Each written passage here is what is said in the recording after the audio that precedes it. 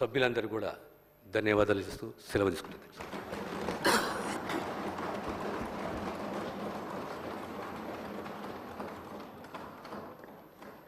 గౌరవ సభ్యులందరూ కూడా చాలామంది మాట్లాడాలని కోరుతా ఉన్నారు. దయచేసి సభ్యులందరూ కూడా సమయాన్ని పాటించాలని చెప్పి కోరుతా ఉన్నాను. మినిమం 5 నిమిషాలు మాట్లాడాలని సభ్యులందరినీ కోరుతా ఉన్నాను.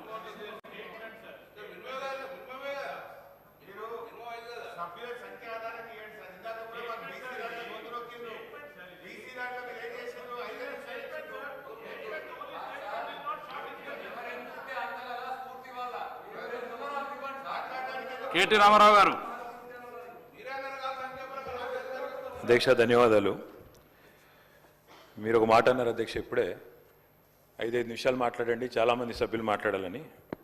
ఈరోజు నిజంగానే ఇప్పుడు మా ప్రశాంత్ రెడ్డి గారు చెప్పినట్టు ఇవాళ సభ స్ఫూర్తే ఎవరెంతో వారికంతా అన్నదాని మీద. కాబట్టి మా సభ్యుల సంఖ్య 38. మరి 38కి అనుగుణంగా ఇవ్వాలి కానీ 5 నిమిషాలు 2 నిమిషాలు అని మాట్లాడడం కానీ, లేకపోతే ఎందుకంటే వాళ్ళకేమో ఇష్టం వచ్చినట్టుగా ఇచ్చి మరి ఇటువైపు మాట్లాడితే బాగుండదు అధ్యక్ష. అధ్యక్ష, ఇవాళ సుప్రీంకోర్టు రాజ్యాంగ ధర్మాసనం ఇచ్చిన తీర్పుకు అనుగుణంగా రాష్ట్ర ప్రభుత్వం జస్టిస్ షమీం అఖ్తర్ గారి నేతృత్వంలో వేసిన ఏకసభ్య కమిషన్ ఏదైతే సిఫారసులు చేసిందో ఆ కమిషన్ సిఫారసులను రాష్ట్ర ప్రభుత్వం ఇక్కడ ప్రవేశపెట్టింది.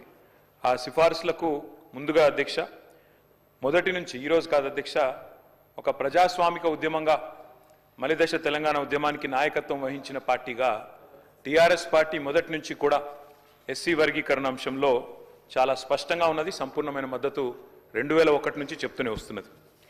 మరి ఒక అస్తిత్వ ఉద్యమానికి నాయకుడిగా, తెలంగాణ ప్రజల ఆకాంక్షను సంపూర్ణంగా అర్థం చేసుకున్న నాయకుడిగా, 4 కోట్ల ప్రజల తరపున కొట్లాడిన నాయకుడిగా, ఆనాడు మరొక అస్తిత్వ ఉద్యమానికి నాయకత్వం వహిస్తున్న సోదరులు మందకృష్ణ మాదిగ గారు. ఎందుకంటే ఇవాళ ఇక్కడ మనం వర్గీకరణ గురించి మాట్లాడి కృష్ణమాదిగ గారి గురించి మాట్లాడకపోతే అది కరెక్ట్ కాదు అధ్యక్ష.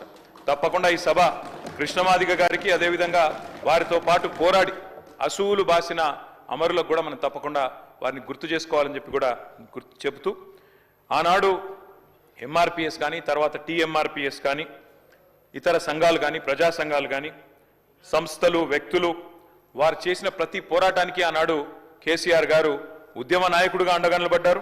ఆ తర్వాత 2014వ సంవత్సరంలో తెలంగాణ రాష్ట్రం ఏర్పడ్డ తర్వాత ముఖ్యమంత్రిగా అధ్యక్ష ఇప్పుడేదో ప్రభుత్వం నుంచి ఏదో చెప్పే ప్రయత్నం చేసినారు.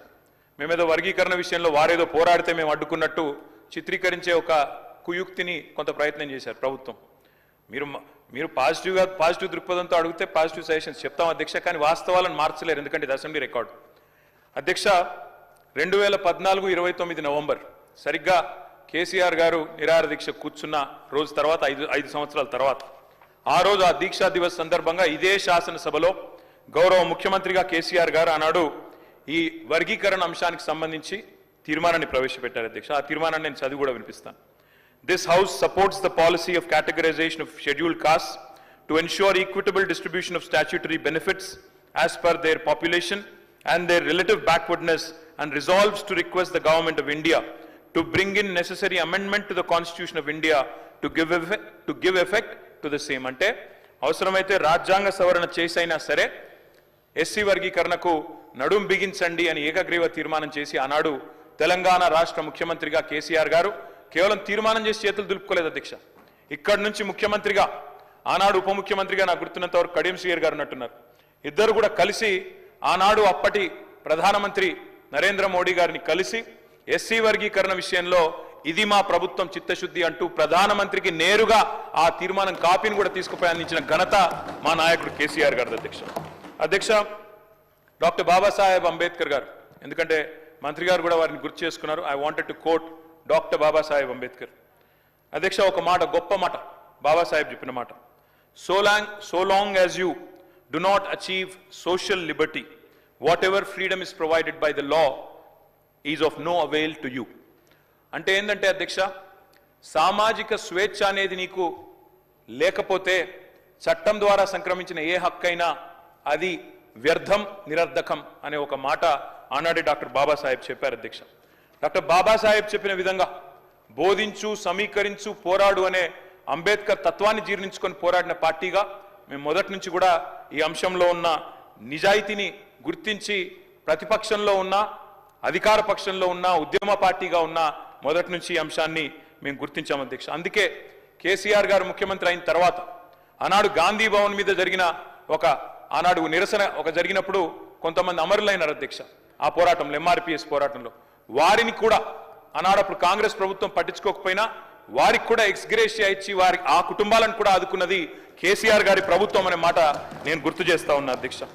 సుప్రీంకోర్టులో 10 సంవత్సరాల పాటు ఈ కేసులో ఇంప్లీడ్ అయి గట్టిగా వాదించి ఇందాక ముఖ్యమంత్రి గారు చెప్పినట్టు సీనియర్ మోస్ట్ కౌన్సిల్స్ని చాలా ఖర్చుతో కూడుకున్న, ప్రయాసతో కూడుకున్న వ్యవహారం అయినప్పటికీ, వ్యయంతో కూడుకున్న ప్రయత్నం అయినప్పటికీ నియమించి మరి ఈ అంశంలో గట్టిగా వాదించి, సరే చివరికి తీర్పు మొన్నొచ్చిండొచ్చు కానీ ప్రయత్నం ఎప్పటి నుంచో జరుగుతూ ఉంది. ఆ ప్రయత్నం మా ప్రభుత్వ హయాంలో కూడా బలంగా చేసినామనే విషయాన్ని కూడా నేను గుర్తు చేస్తా ఉన్నా అధ్యక్ష. ఈరోజు మరి గౌరవ ముఖ్యమంత్రి గారు ఏదైతే చెప్పారో అధ్యక్ష, వారు చెప్పారు జస్టిస్ షమీం అఖ్తర్ ఇచ్చిన నివేదిక మొత్తం చదివినారు. మేము కూడా ఇప్పుడే చదివినాం అధ్యక్ష. షమీం అఖ్తర్ గారి నివేదికలో 2 ఇంట్రెస్టింగ్ విషయాలు చెప్పారు అధ్యక్ష. ఎస్సీల 59 కులాల జనాభా, అక్షరాస్యత, ఉపాధి, విద్యా సంస్థలలో ప్రవేశాలు, ప్రభుత్వ ఉద్యోగ నియామకాలు, ఆర్థిక సహాయం మరియు రాజకీయ ప్రాతినిధ్యాలకు సంబంధించిన డేటాను అన్ని ప్రభుత్వ విభాగాలు, గ్రాంటినేట్ సంస్థలు, ప్రభుత్వ రంగ సంస్థల నుంచి విచారణ కమిషన్ సేకరించింది అని చెప్పారు అధ్యక్ష. చాలా సంతోషం. ఆ తర్వాత అన్ని అధ్యయనం చేసిన తర్వాత 3 గ్రూపులుగా విభజించామని చెప్పారు అధ్యక్ష. మరి 3 గ్రూపులుగా విభజించే క్రమంలో కూడా మీరు ఏం చెప్పినారు అధ్యక్ష? సామాజికంగా, ఆర్థికంగా మరియు విద్యాపరంగా.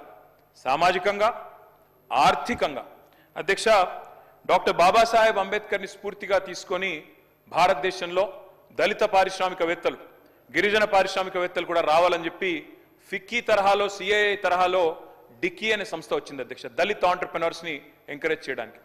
దానికి మిలింద్ కాంబ్లే గారని ఒక ఆయన అధ్యక్షుడిగా ఉంటారు. ఆయన ఒక మాట అన్నారు అధ్యక్ష. మరి వారన్న మాట ఏమంటే, let us fight caste with capital. అంటే షమీం అఖ్తర్ గారు చెప్పిన మాటనే ఇంకో పరంగా ఆలోచిస్తే, కేవలం విద్యలో, ఉపాధిలో మాత్రమే కాదు, ఆర్థికంగా ముందుకు పోవడానికి కూడా దళితులకు అవకాశాలు కల్పించినప్పుడే న్యాయం జరుగుతుంది అనే ఆలోచన. మరి బహుశా అందులోంచేనేమో మరి చేవెళ్ల డిక్లరేషన్ అధ్యక్ష, ఇది SC ST declaration of Congress party.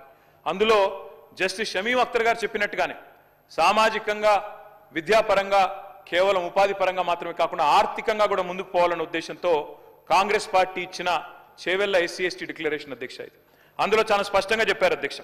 ఏమన్నారు? కేసీఆర్ గారు దళిత బంధు ఇస్తున్నారు, 10 లక్షల రూపాయల చొప్పున ఇస్తున్నారు. కాదు, మా ప్రభుత్వం కనుక వస్తే అంబేద్కర్ అభయహస్తం పేరిట ఎస్సీ ఎస్టీ కుటుంబాలకు 12 లక్షల ఆర్థిక సహాయం చేస్తామన్నారు.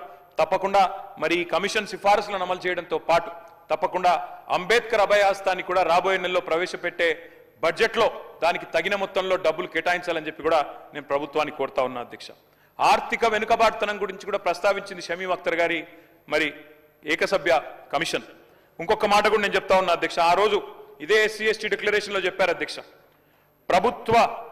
ప్రభుత్వ ప్రొక్యూర్మెంట్లో అంటే కాంట్రాక్ట్లలో, అన్ని కాంట్రాక్ట్లలో, సివిల్ వర్క్లలో ఎస్సీలకు 18%, ఎస్టీలకు 12% రిజర్వేషన్లు కూడా ఇస్తాము అని చెప్పి కూడా మరి చేవెళ్ల ఎస్సీ ఎస్టీ డిక్లరేషన్లో చెప్పారు అధ్యక్ష.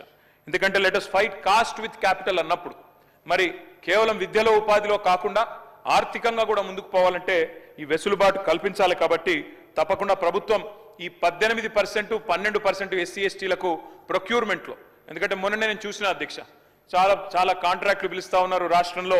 మరి అందులో ఈ 18%, 12% ఎప్పటి నుండి ఇస్తారు, ఎప్పటి నుండి అమలు చేస్తారు? ఆర్థికంగా ఎస్సీ ఎస్టీలు కూడా ముందుకు పోవాలంటే మీ మల్లికార్జున్ ఖార్గే గారి చేతిలో ప్రవేశపెట్టబడ్డ ఈ ఎస్సీ ఎస్టీ డిక్లరేషన్ ఎప్పటి నుంచి అమలు మొదలు పెడతారో కూడా ప్రభుత్వం చెప్పాలని చెప్పి నేను కోరుతా ఉన్నా అధ్యక్ష. ఇంకొక మాట కూడా చెప్పాలి అధ్యక్ష. ఇవాళ 2 ప్రధానమైన సామాజిక వర్గాలు, ఇటు దళితులు వర్గీకరణ విషయంలో మొదటి నుంచి స్వాగతిస్తున్నాం, ఈరోజు నివేదికను కూడా తప్పకుండా స్వాగతిస్తాం. కానీ మరొక వైపు బలహీన వర్గాలు, 61% ఉన్న బలహీన వర్గాలకు సంబంధించి కూడా ఈరోజు శాసనసభలో ప్రభుత్వం ఒక స్టేట్మెంట్ ఇచ్చింది అధ్యక్ష. మేము బలహీన వర్గాల విషయంలో మాత్రం ఇవాళ మా శాసనసభ్యులు 38 మంది ఉన్నాం అధ్యక్ష. చాలా మంది ప్రిపేర్ అయినారు. బలహీన వర్గాల శాఖ మంత్రిగా పనిచేసిన కమలాకర్ గారు, మా కేపీ వివేక్ గారు, న్యాయవాది మిత్రుడు కాలేరు వెంకటేష్ గారు, మా చింతా ప్రభాకర్ గారు చాలా మంది ప్రిపేర్ అయినారు అధ్యక్ష. అందరం మాట్లాడదాం, మా ఆవేదన చెప్దాం బలహీన వర్గాల పక్షాన. ఎందుకంటే బయట గగ్గోలు పెడతా ఉన్నారు, బయట ఇబ్బంది పడతా ఉన్నారు. సంఖ్య తగ్గింది సమగ్ర కుటుంబ సర్వేతో అనే ధోరణిలో ఇవాళ బయట బీసీ సంఘాలు, కాంగ్రెస్ ఎమ్మెల్సీలతో సహా వారు కూడా ఆందోళన వ్యక్తం చేస్తూ ఉన్నారు.